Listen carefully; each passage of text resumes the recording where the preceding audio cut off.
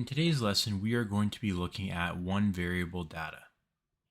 This is going to be one of our lessons in our data management unit. We're going to be looking at some statistical measures that we can use to kind of analyze data, specifically one variable data.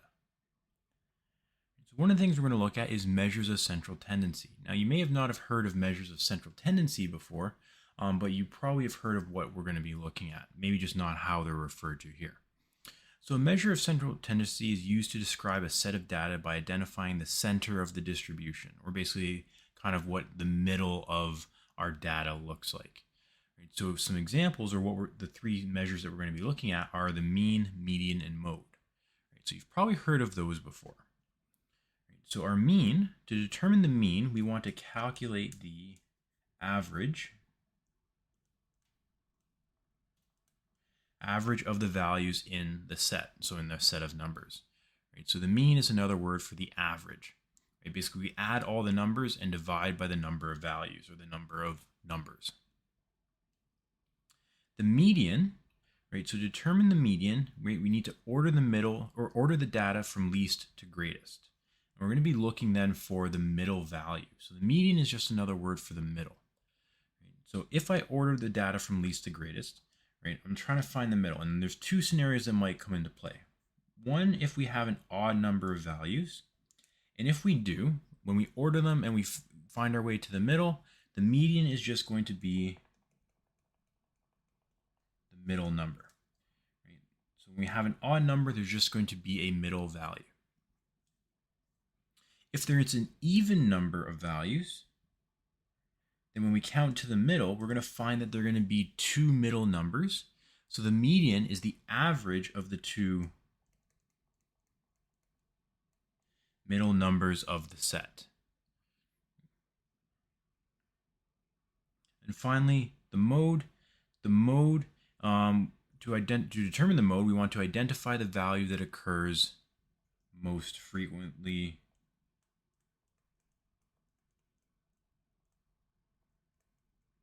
or the most, right? So whatever number occurs the most, that is considered the mode.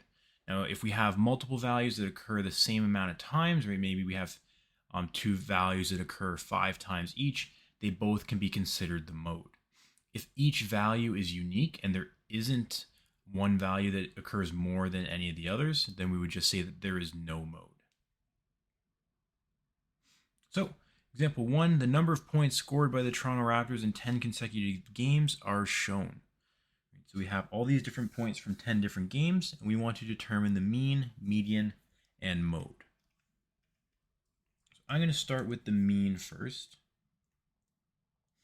So the mean is the average. So I'm going to go through, add up all of these values. So 123 plus 113 plus 111 plus 107 plus 113 plus 83 plus 115 plus 95 plus 108 plus 118. I'm going to add them all up, divide by how many values I have, which would be 10, because there's 10 games. This works out to 1,086 divided by 10. I get 108.6, and I can round that to 109. So the average number of points is 109 points per game. That's the average. The median is going to be the next one I look at. And now, before I do that, before I look for the middle, I have to put them in order from least to greatest. So I'm going to go through my lowest value. I have 83. Then I have, and I'm going to cross them off as I go, just so I kind of remember. Then I have 95, 107, 111, 113, 113, 115. Oh, I missed one. I missed 108.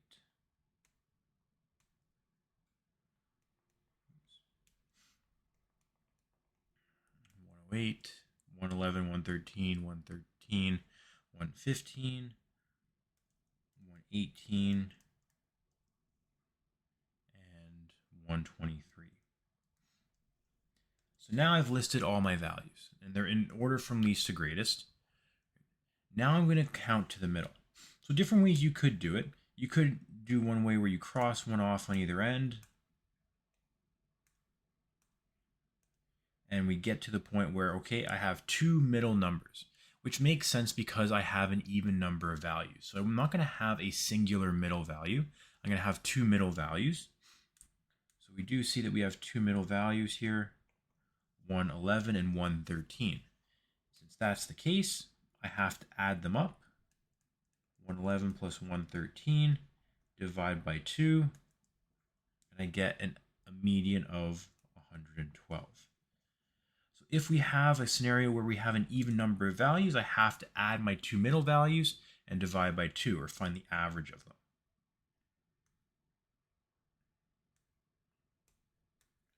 Just move this up a bit. The last thing we're going to look at is the mode, and the mode is just the most occurring. Right? So if I go back and look at my values, I go through, even if I look at the ordered list, it might be a little bit easier, right? You can see which ones occur. And we do see that we have 113 as the value that occurs the most, because it occurs twice when all the other ones occur once. So that was looking at the measures of central tendency. Again, you've kind of I'm sure you've looked at these before. If not, you've definitely heard of the average before. And then the other two, even if they're new, should be relatively straightforward as long as you kind of follow those steps. The next thing we're going to look at, this might be different. So this might be something you haven't seen before. So we're going to be looking at measures of spread.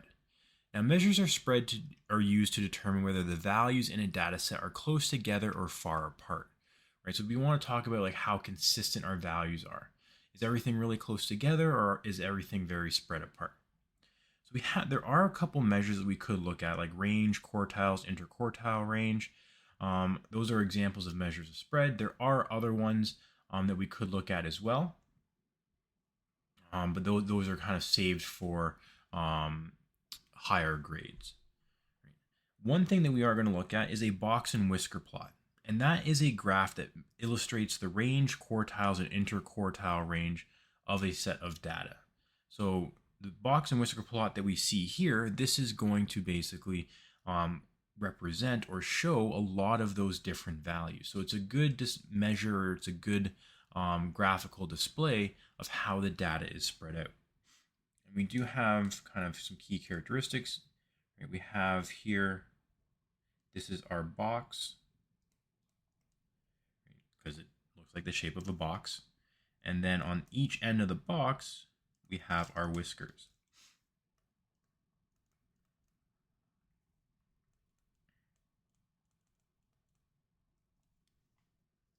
Or I guess it's singular.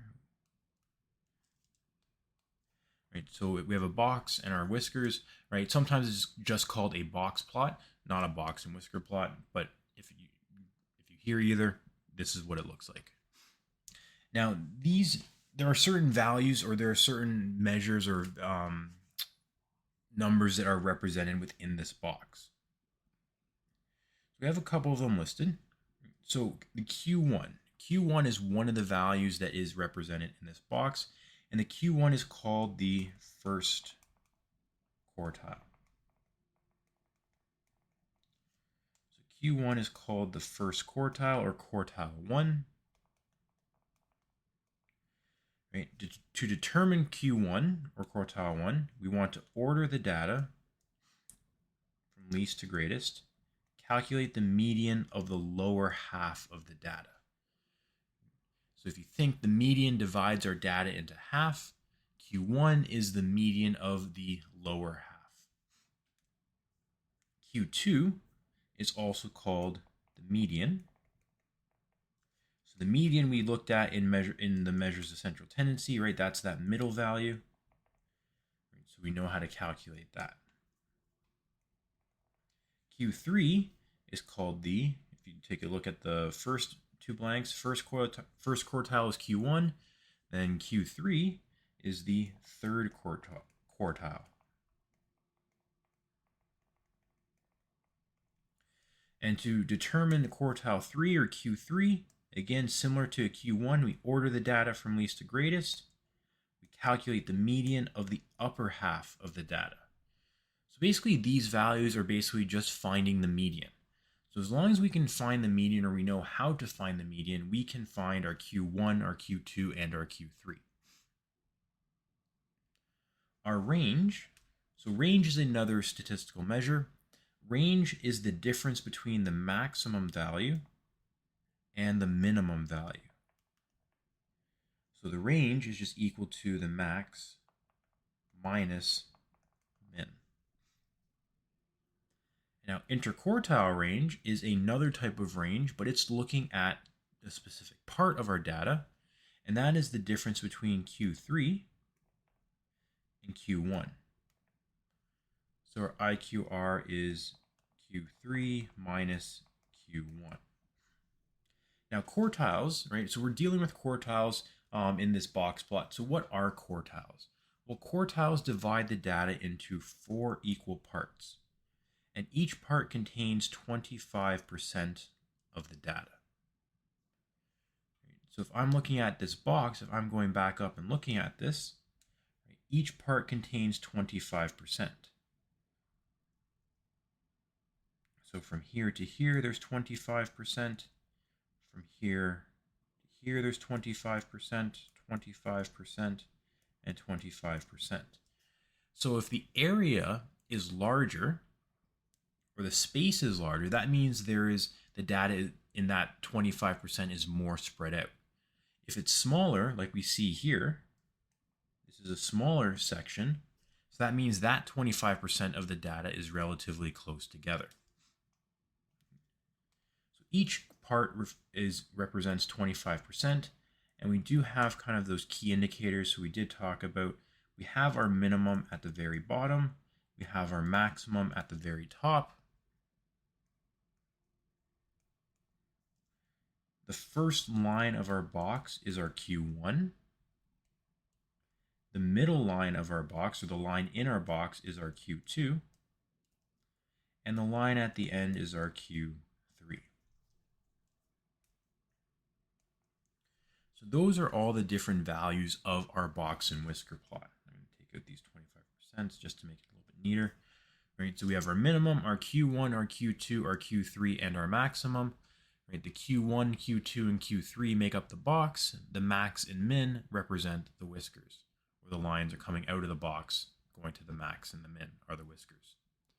And again, it just represents how spread out is the data, right? So we talked about, again, like we said, the 25%. So each section is 25% of the data. So if we see a bigger section, that means our data is more spread out. And we can also see how our data is spread out in relation to other values. So let's take a look at an example. So the number of points scored by the Miami Dolphins in 17 consecutive games are shown. So we see all these points.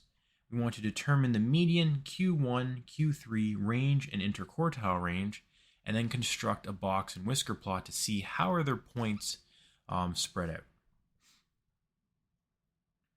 So I'm going to start first. Because I'm dealing with median, I am going to have to arrange this, or arrange these values in order. So I'm going to go through and arrange these in order first. So I have 16, 17, 18, 24, 26, 27, 3 times, 27, 27, 27.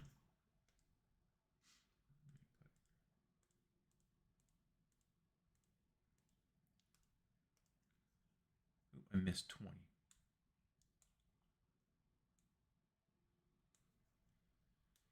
20.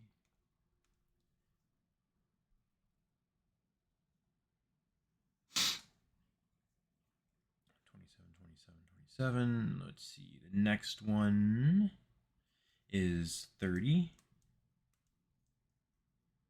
31. 34. 35, 38, 44, 48, and 56. So I have all my data arranged from highest or from least to greatest, which we do want if we're finding the median, which we are. So the first thing for the median,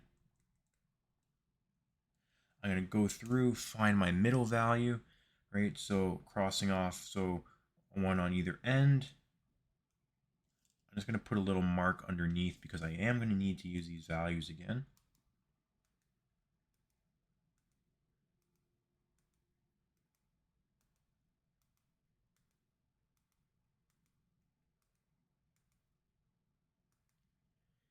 And we get to the middle, and we should find that we have 27 as our middle value.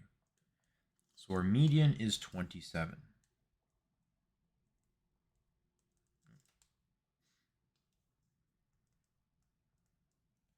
Now, for our Q1, we need to take the median of the lower half of data.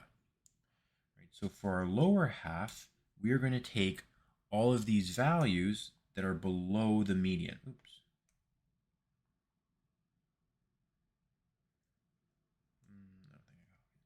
So I'm going to take all the values that are lower. So 16, 17, 18, 20, 24, 26, 27, 27. I'm not taking this third 27 because that is my median. And depending on which kind of measure, which calculation you use, there are different ones, but for our purposes, we're not going to use the median. So if the median is a specific value in our data set, we're not going to use or include that specific value. So we see for our Q1, we're only choosing all of these numbers that are lower or the bottom half of our data. Then from here, I'm going to go through and find the middle. I do have two middle values, 20 and 24. So if I have two middle values and I want to find the median, I have to add them up. So 20 plus 24 divided by 2 equals 22.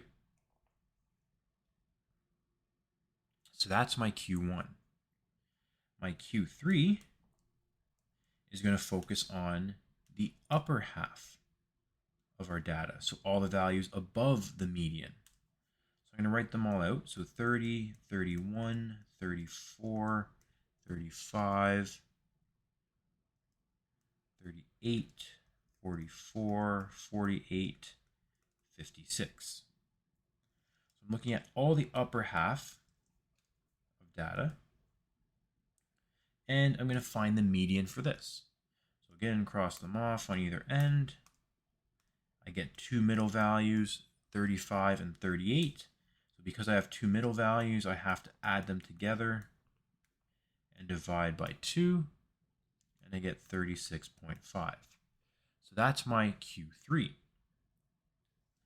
Lastly, my range,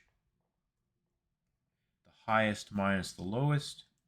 So 56 minus 16 equals 40. And my IQR, the interquartile range, is my Q3 minus my Q1. So 50 or 36.5 minus 22.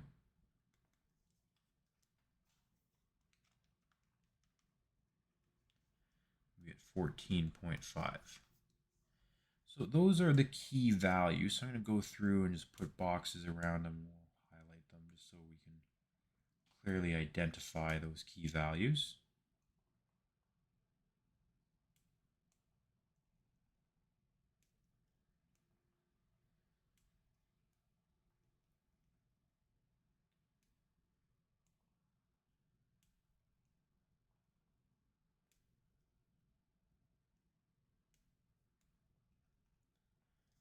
So those are all of the key values that we had to find our measures of spread. Let me just make them a little bit smaller and just move it up the other way. Now we want to create a box and whisker plot. So again, if we go back up and take a look, our box and whisker plot is composed of 5 values. Our minimum, our Q1, our Q2, our Q3, and our maximum. So if I go through, I want my minimum, which is 16. So I'm going to put a line at 16. So that is roughly about here. So that's my minimum. My Q1 is 22, so I'm going to put another line there. My Q2 is 27, so I'm going to put another line there. My Q3 is 36.5, so I'm going to put a line there. And my maximum is 56, so I'm going to put another line there. Now, if I look back at that example, the Q1, the Q2, and the Q3, or these 3 lines, form our box. So I'm going to let those lines form a box. And then I have whiskers going out to the other 2 lines. So the number line on the bottom is more of like my grid or my scale to help me kind of place this box appropriately. And now we can see our box and whisker plot. Maybe if you want, you can make those max and min lines a little bit smaller. But if we want to label it as well, we have our max, we have our Q1, our Q2, our Q3, and our, max and min are switched around. Minimum, maximum. Right, so we can see that most of the data tends to be down around the 20 to 35 area, right? And we do have a large value over towards the 55. We know it's 56 because it's the maximum, but most of our data tends to be hovering around this 20 to 35 area. So this would kind of show how the data is spread out, how it's distributed. We see that the majority of our data, right, we see this box, which would represent 50% of our data. That tends to be closer to the bottom. We could also use this to say that 75% of scores are above 22 points, right? Because again, we know Q1 represents, this first little bit represents 25%. So that means 75% is above this mark. Just like we could say 50% of the scores are below 27 or above 27 because of that Q2.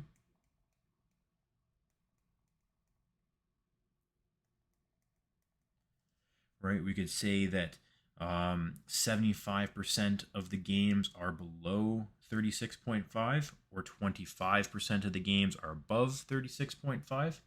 Right, so different ways we can describe this data or just visually see how it's spread out. So again, the main thing from this note is, or lesson, is looking at some of the different statistical measures, right, that we could analyze data with.